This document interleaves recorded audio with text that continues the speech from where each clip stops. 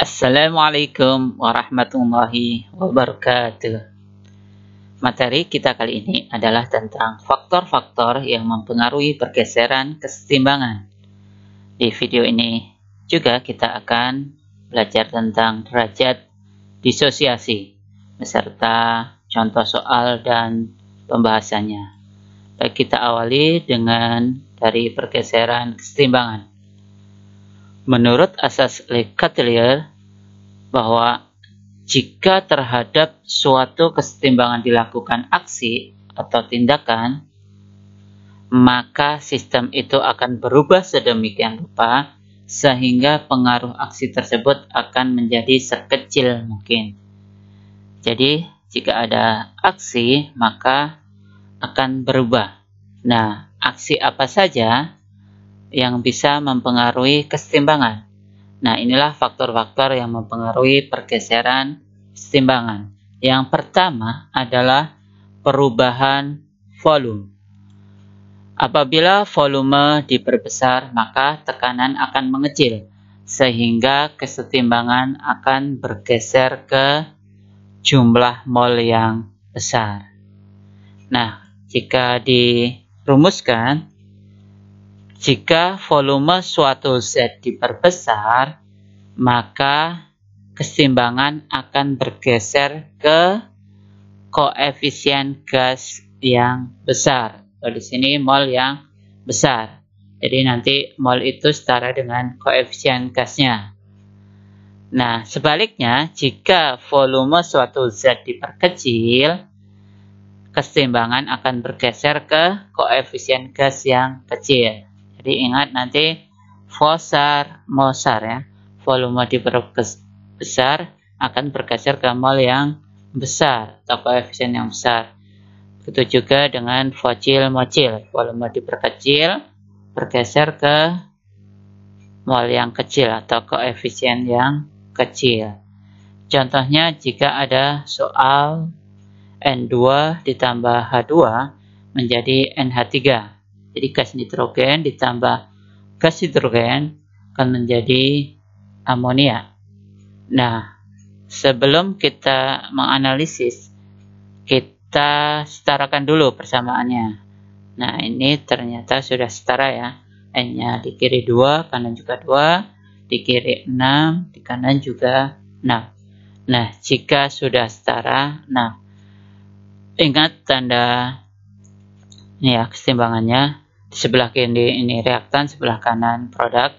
Nah, total koefisien, nah, jika nanti ada beberapa senyawa, misalnya di sini ada 2, total koefisien yang berbentuk gasnya ada berapa? Di sini ada 2, ya. Nah, yang satu koefisiennya 1, yang satu 3. Jadi totalnya 4. Nah, di kanan cuma ada satu senyawa, koefisiennya 2. Berarti 2. Nah, dari persamaan reaksi ini diketahui bahwa yang lebih kiri atau sebelah kiri ini lebih besar molnya atau koefisiennya lebih besar.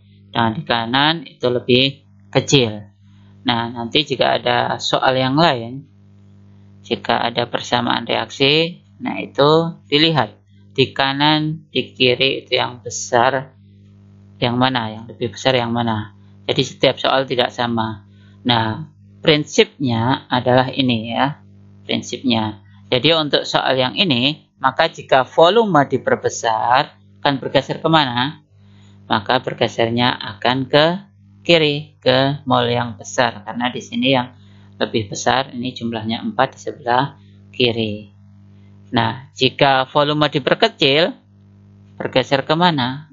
Bergesernya ke mol yang kecil. Nah, mol yang kecil di sebelah kanan. Berarti gesernya ke kanan. Nah, contohnya bila volume diperbesar, maka kesetimbangan kimia akan bergeser ke kiri, ya, menuju N2 atau H2. Jadi nanti volume N2 dan H2-nya itu akan lebih besar, ya. Nah, kemudian faktor yang kedua yang mempengaruhi pergeseran kesetimbangan yaitu tekanan. Apabila tekanan diperbesar, maka volumenya akan mengecil. Jadi berbanding terbalik dengan volume ya. Sehingga kesetimbangan akan bergeser ke mol yang kecil. Nah, jika dirumuskan, jika tekanan suatu zat diperbesar, maka kesetimbangan akan bergeser ke koefisien gas yang kecil atau mol yang kecil. Jadi kalau besar ini jadi kecil, kalau kecil ke yang besar. Ini rumusnya ya. Kemudian contohnya ya, masih seperti soal yang tadi, persamaan kimianya harus sudah setara, kemudian dihitung ya. Untuk tekanan dan volume itu adalah molnya atau koefisiennya. Jadi di kiri 4, di kanan 2, berarti di kiri lebih besar. Jadi misalnya ada soal untuk yang ini tekanan diperbesar akan bergeser kemana? Bergesernya ke kanan. Kenapa? Karena molnya lebih kecil. Nah, jika tekanan jadi berkecil, bergeser kemana? Tekanan diperkecil, maka ke mol yang besar. Mol yang besar kiri, berarti bergesernya ke kiri. Nah, jadi bila tekanan diperbesar, maka akan bergeser ke kanan. Artinya, gas amonia akan semakin banyak. Selanjutnya, faktor yang ketiga yang mempengaruhi pergeseran kesetimbangan adalah perubahan suhu atau temperatur. Nah, apabila suhu dinaikkan, maka reaksi akan bergeser ke arah endoterm atau reaksi yang menyerap panas. Nah, jika dirumuskan, maka jika suatu zat dinaikkan, akan bergeser ke delta H yang positif atau endoterm. Jika diturunkan, maka kesetimbangan akan bergeser ke delta H yang negatif.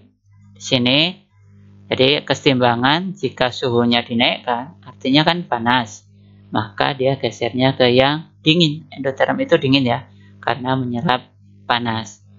Nah, begitu juga diturunkan. Kalau diturunkan kan dingin, maka kesetimbangan bergesernya dingin, gesernya ke yang panas atau exotherm. Itu rumus gampangnya. Nah, baik. Nah, di sini jika ada suatu persamaan kimia, nah, untuk perubahan suhu ini harus diketahui delta H-nya. Jika persamaan tidak diketahui delta H-nya, maka perubahan suhu tidak bisa ditentukan karena kita tidak tahu apakah reaksi itu exotherm atau endotherm. Nah, di sini persamaan ini delta H-nya ternyata positif. Artinya apa? Kalau delta H-nya positif, maka artinya reaksi ke kanan adalah reaksi endotherm ya, yang menyerap panas atau dingin. Nah, berarti reaksi ke kiri adalah reaksi exotherm, balikannya. Nah, ini analisis dari persamaan reaksi ini dengan delta H positif. Nanti jika ada soal yang delta H-nya negatif, berarti kebalikannya. Reaksi ke kanannya itu exotherm, ke kirinya endotherm. Nah, jika pada persamaan ini delta H-nya positif, maka bila suhu dinaikkan kan panas, berarti gesernya ke yang dingin. Dingin itu endotherm, berarti gesernya kemana? Endotherm ini adalah ke kanan, maka kesetimbangan akan bergeser dari kiri ke kanan, artinya ke kanan ya, menuju zat produk ini artinya. Jadi bila suhu dinaikkan dan panas, maka kesetimbangan akan bergeser ke kanan. Maaf, ini salah ya, ke kanan.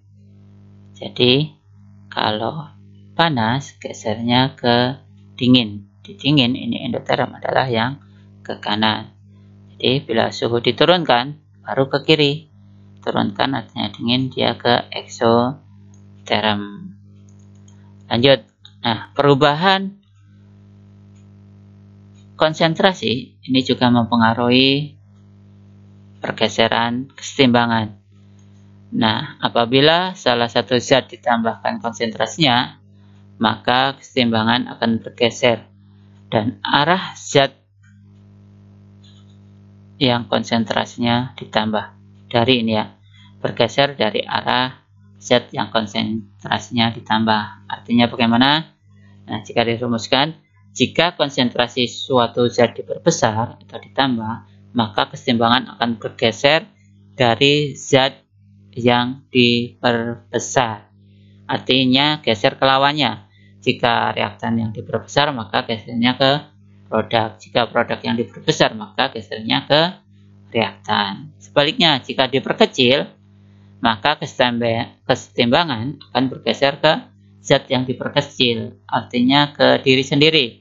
Misalnya kalau produk diperkecil, maka dia akan ke produk.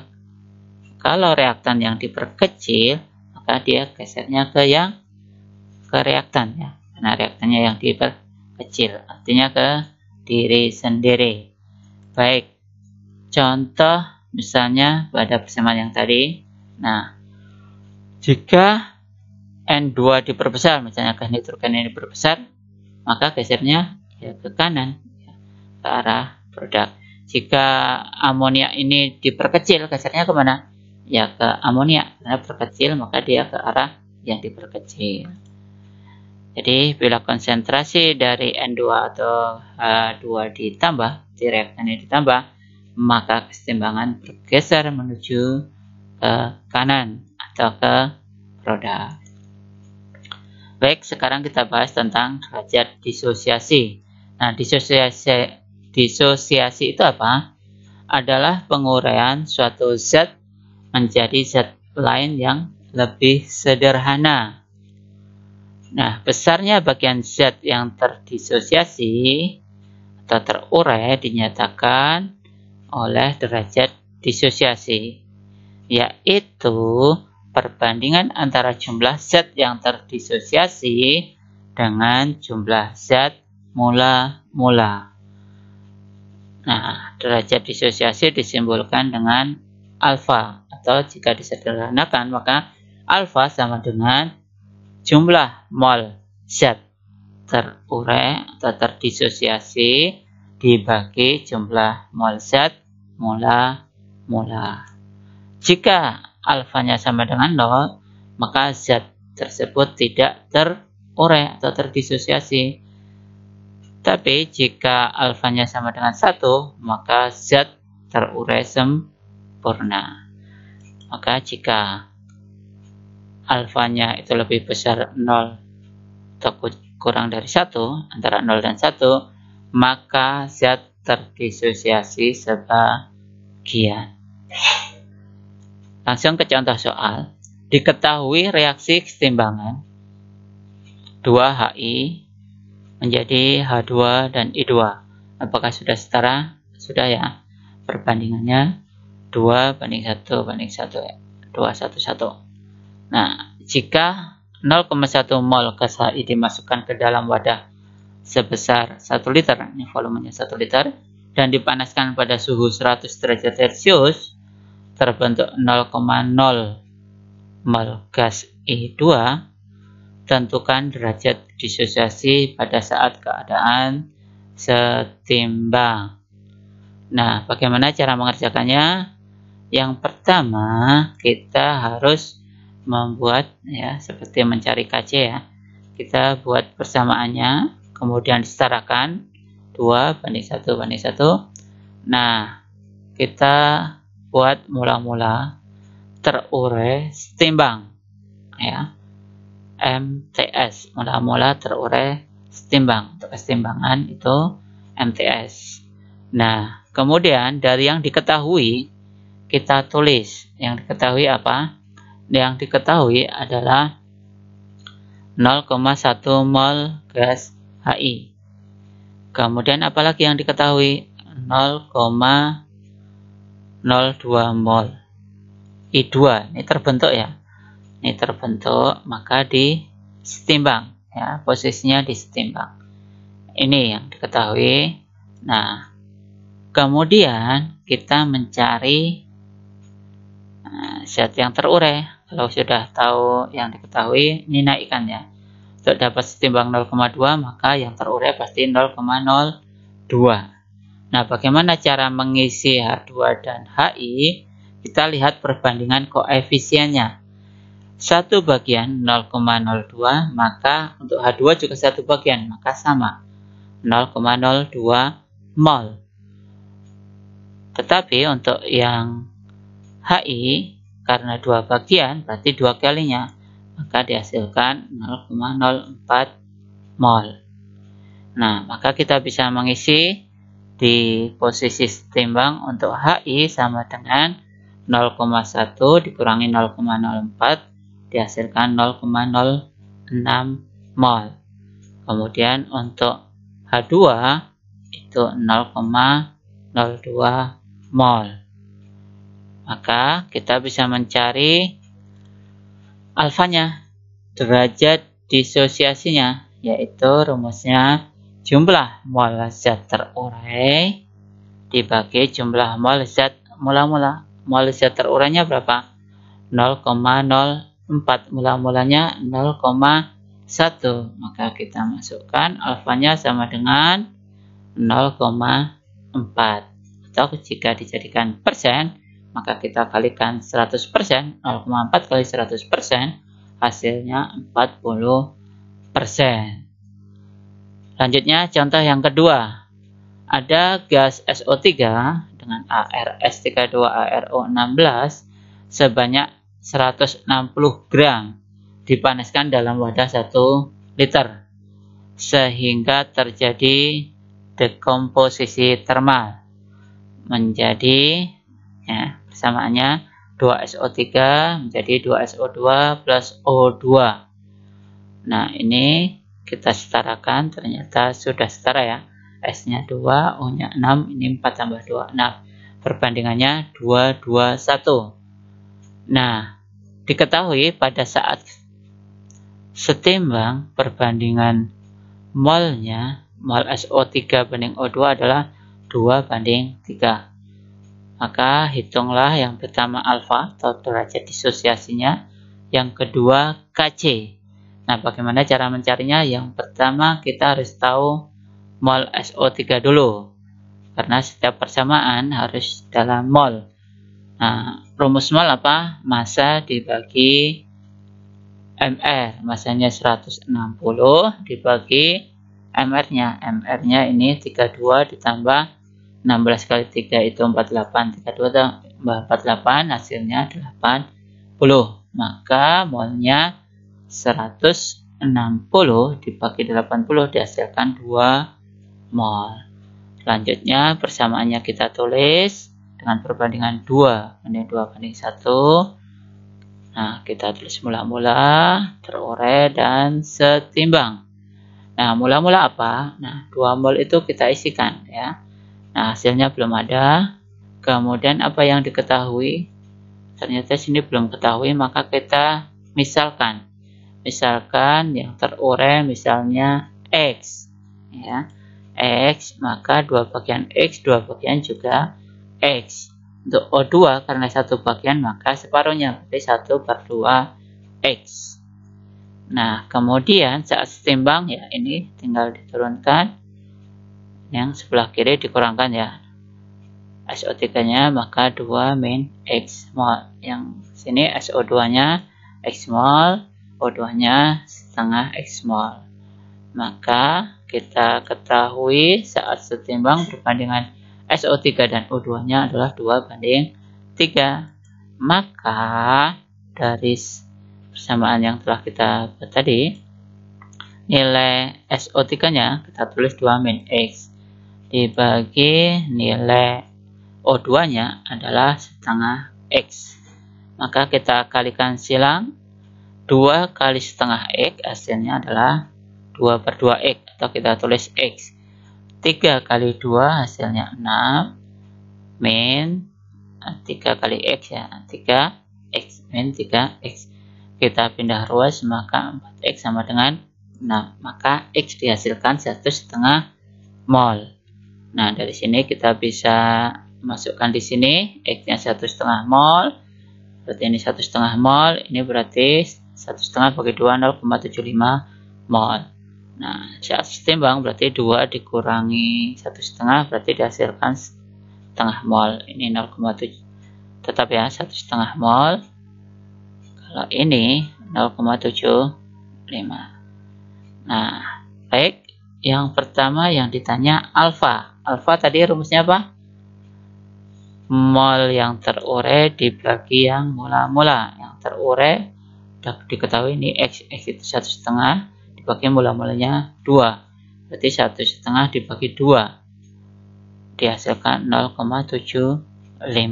Ini derajat disosiasinya. Atau kalau dijadikan persen, hasilnya 0,75 kali 100% dihasilkan 75%. Nah, kemudian menjawab soal yang B, kita buat persamaan KC-nya. Nah, persamaan KC-nya dari persamaan ini, nah, produk bagi reaktan dipangkatkan koefisiennya. Jadi SO2 pangkat 2, koefisien 2, kali O2 pangkat 1 dibagi reaktannya SO3 pangkat 2. Nah, maka kita substitusikan ya. Karena ini konsentrasi, berarti mol dibagi volumenya. Volumenya berapa? Di sini diketahui bahwa volumenya 1 liter. Nah, kita masukkan SO2-nya. Tadi ini ya, SO2X 1,5 mol dibagi 1 liter. Ya, kuadrat.